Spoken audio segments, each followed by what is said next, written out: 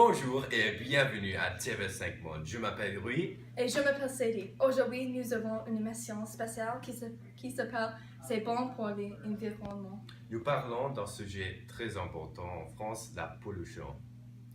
La pollution est un problème qui est très nuisible à notre société. Autour du monde, il y a des personnes qui essaient d'améliorer la situation, mais une personne, ce n'est pas assez.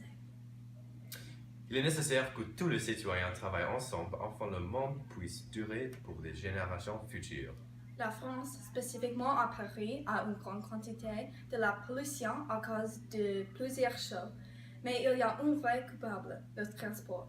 Beaucoup de Français utilisent des voitures qui fonctionnent avec du diesel.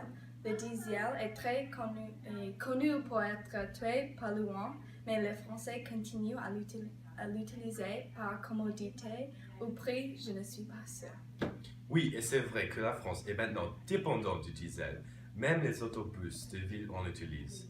En 2014, Paris a fait face à un gros problème à cause de cette dépendance. Le niveau officiel d'alerte de la pollution était de 40-20 microgrammes de particules par 1 mètre cube d'air. En 2014, le niveau a mis à 140-20 microgrammes, une hauteur incroyable. Quelques Parisiens ont dit qu'ils pourraient sentir la poussière dans la gorge. En réponse, le gouvernement français a imposé certaines restrictions majeures. Lundi après, le gouvernement interdit à la moitié des Parisiens de conduire. Seulement les voitures avec des plaques d'immatriculation en pair ont été autorisées sur les routes. Même si cet acte a contribué à réduire la pollution de l'air à un niveau plus sûr. Beaucoup ont critiqué le gouvernement pour avoir agi trop lentement et pour ne pas en faire assez.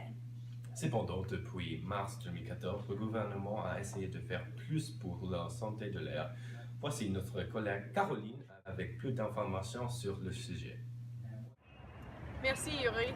Bonjour à tous. Je suis ici avec M. Alexander Bonjour-Faust, un expert de la pollution et ses solutions possibles.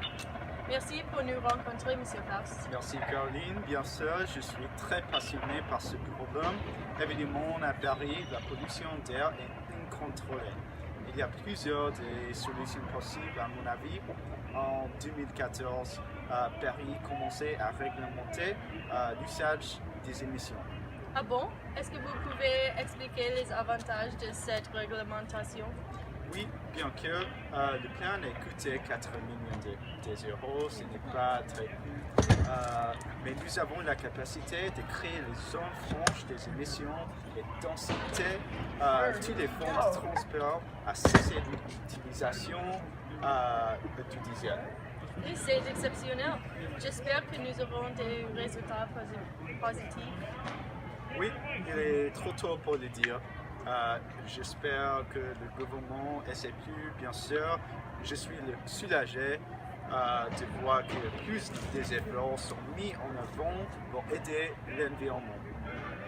Cependant, en résultat, ne sont pas très encourageants. Pendant quelques jours, en mars dernier, Paris a été déclarée la ville la plus polluée du monde. C'est incroyable à mon avis. Pire que Shanghai, qui est au sommet de la liste normalement. Oui, c'est grave. Comment pouvons-nous réussir si la situation se détériore?